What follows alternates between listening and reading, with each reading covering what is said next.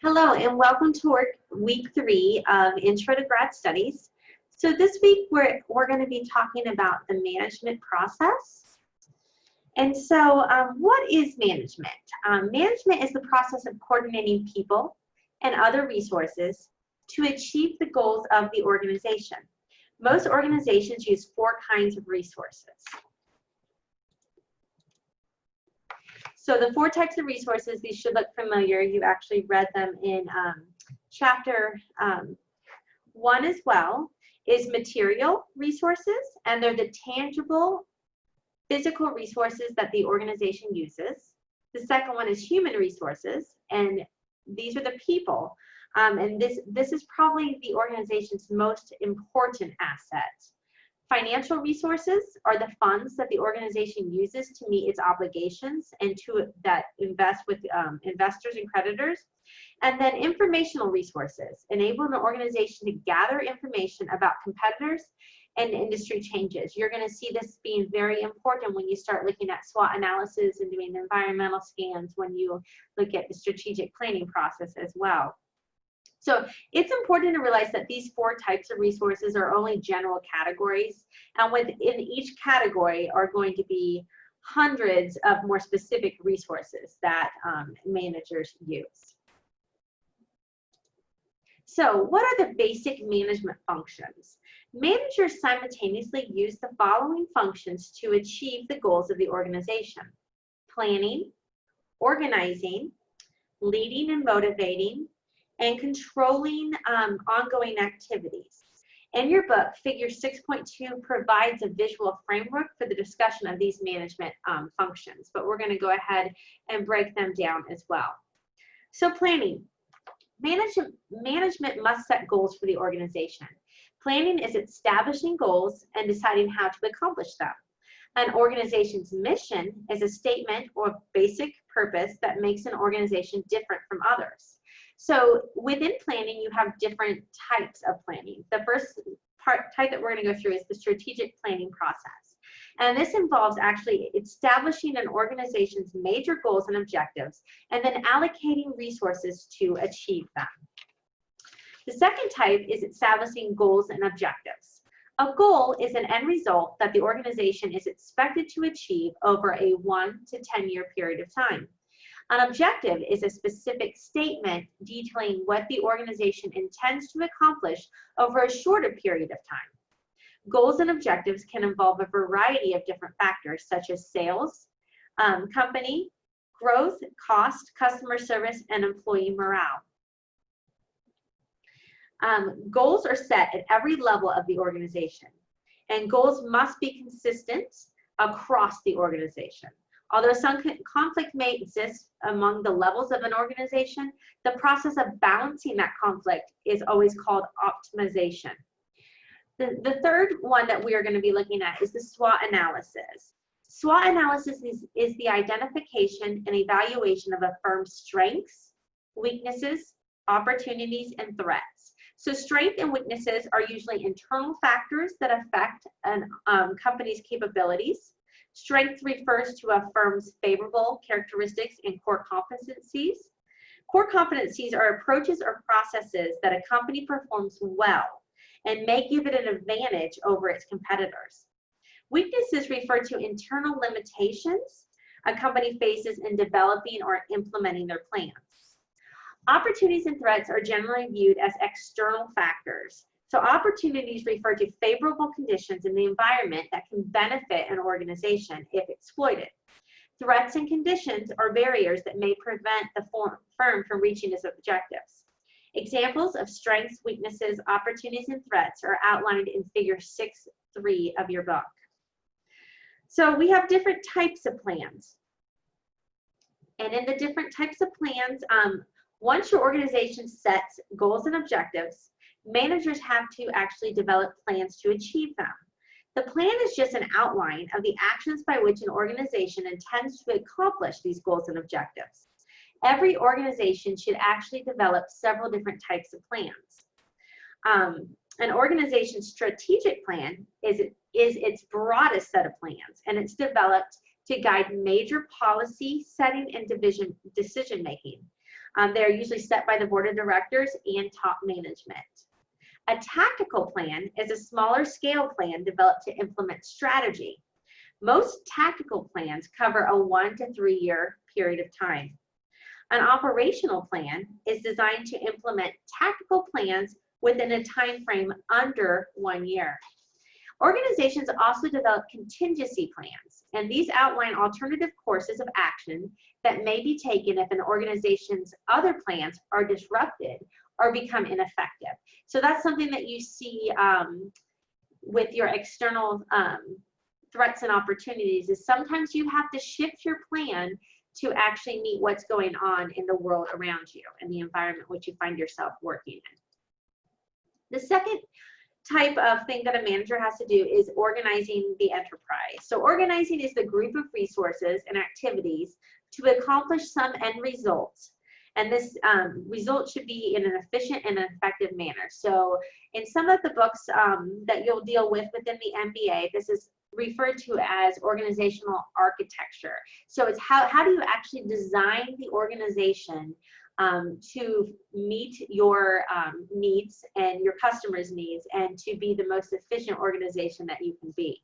This is something that a manager has to look at. The third aspect that a manager has to do, the third function, is leading and motivating. So leading is the process of influencing people to work towards a common goal. Motivating is the process of providing the reasons for people to work in the best interest of the organization. Together, leading and motivating are often called directing. And what you need to realize with this is that different people do things for different reasons. They have different motivations. So one thing as a manager or a leader that you need to recognize is how are people in your area motivated, and then use that knowledge to your benefit and to the organization's benefit, and being able to motivate your employees. All right, controlling activities. So controlling is the process of evaluating and regulating your ongoing activities to ensure that your goals are actually being achieved. The control function includes 3 steps: setting standards against which all performance can be compared, measuring your actual performance and comparing it to the standard, and taking corrective action if necessary. For a little bit more detail about this, see figure 6.5 in the text. Next, we're going to look at the different kinds of managers, different levels of management. 3 general levels of management are top, middle, and first line managers.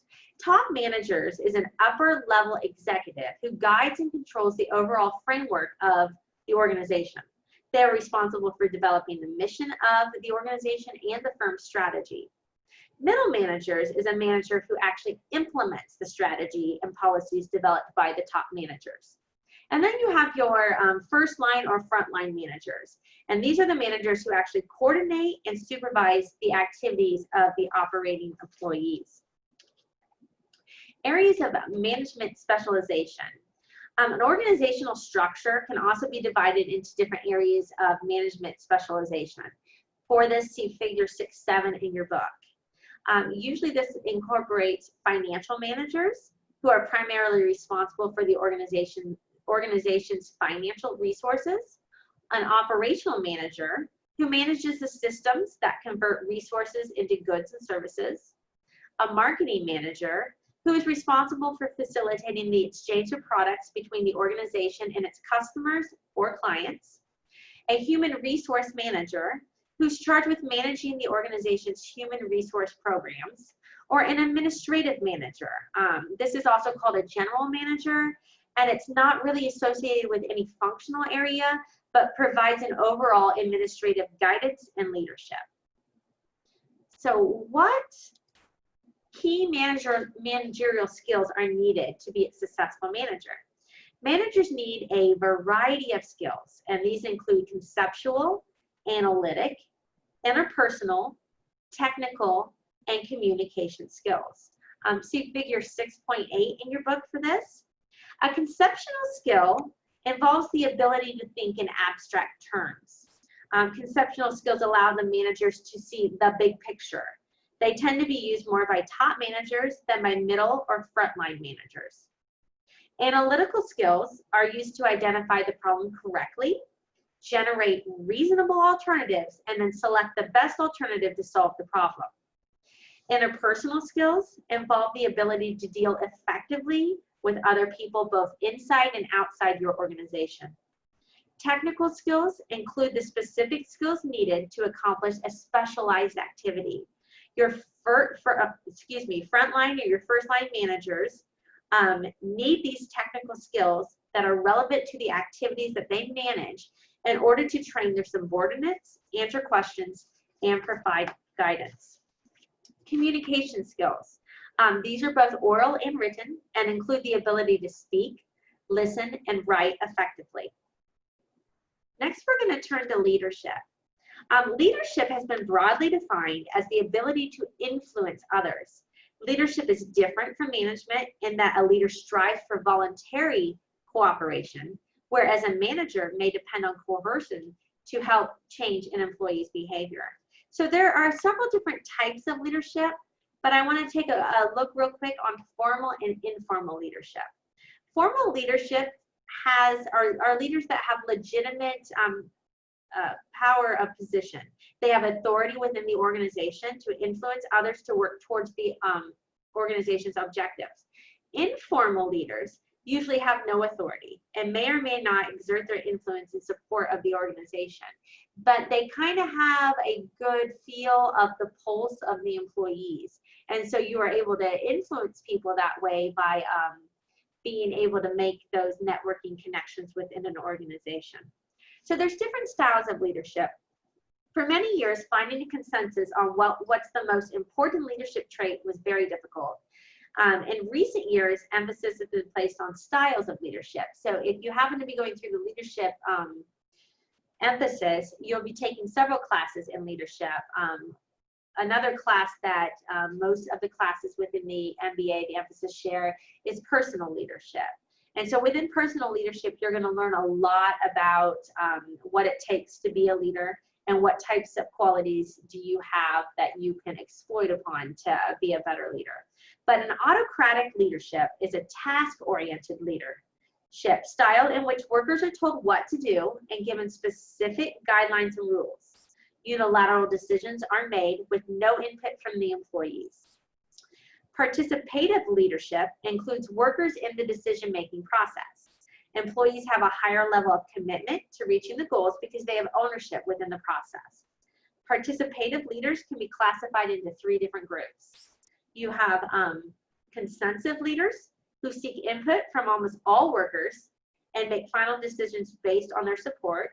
You have consultative leaders who discuss issues with workers, but they actually retain the final authority for decision making. Or you have democratic leaders who give the final authority up to the group. And you also have entrepreneurial leadership. And this is a personality base with leaders being task-oriented, driven, charismatic, and enthusiastic. So which leadership style is best? Experts agree that there's no one style that's best, that each of these styles has its advantages and disadvantages, and that leadership styles are situational. The most effective style actually involves a balance between employees, the work situation, and the manager's personality. Okay, so now we're going to take a look at the decision-making process of a manager.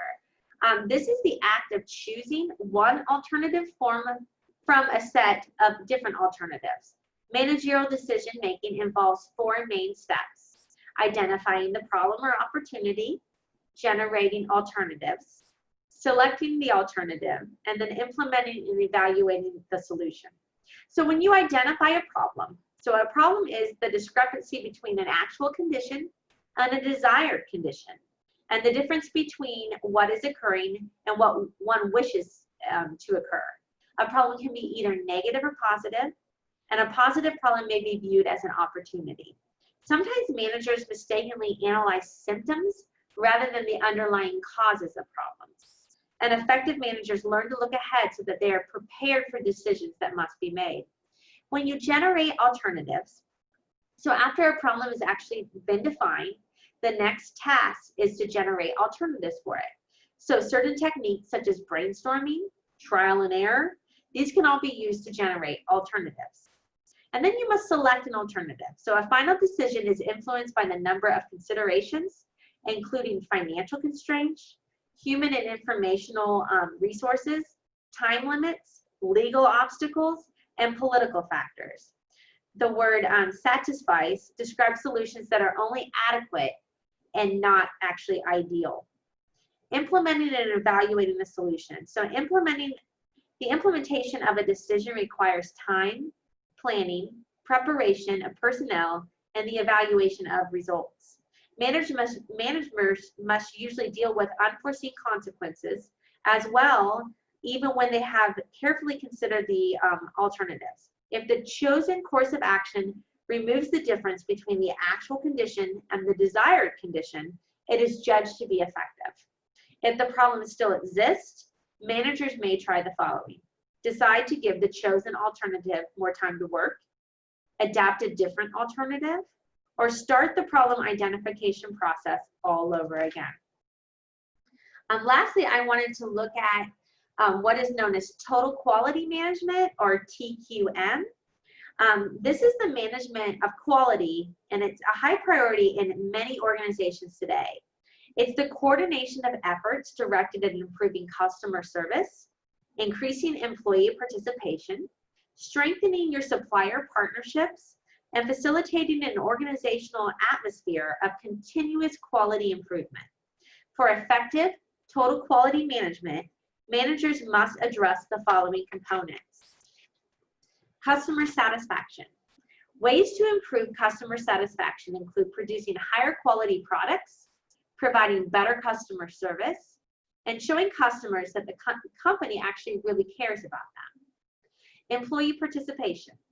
Employee participation can be increased by allowing employees to actually contribute to decisions, to develop self-managed work teams, and to assume responsibility and accountability for improving the quality of their work. Strengthening supplier partnerships involves developing good working relationships with suppliers, which helps to ensure that the right supplies and materials will be delivered on time at a lower cost. Continuous quality improvement is a program based on continuous improvement as proven to be the most effective long-term approach. One tool that is used for TQM is called benchmarking. And benchmarking is the process of evaluating the products, processes, or management practices of another organization for the purpose of improving quality within your own. Although many factors influence the effectiveness of a TQM program, two issues are very critical. Top management must make a strong commitment to a total quality management program by treating quality improvement as top priority and giving it frequent attention. And management must also coordinate the specific elements of a TQM program so that they work in harmony with one another. Although not all U.S. companies have TQM programs, they provide many benefits, including lowering operating costs, higher returns on sales and on your investments, and an improved ability to use premium pricing rather than competitive pricing. So that's a little bit about management and what managers have to deal with and have to face on a growing basis. So I hope you enjoy this week, and I look forward to any comments that you guys might have.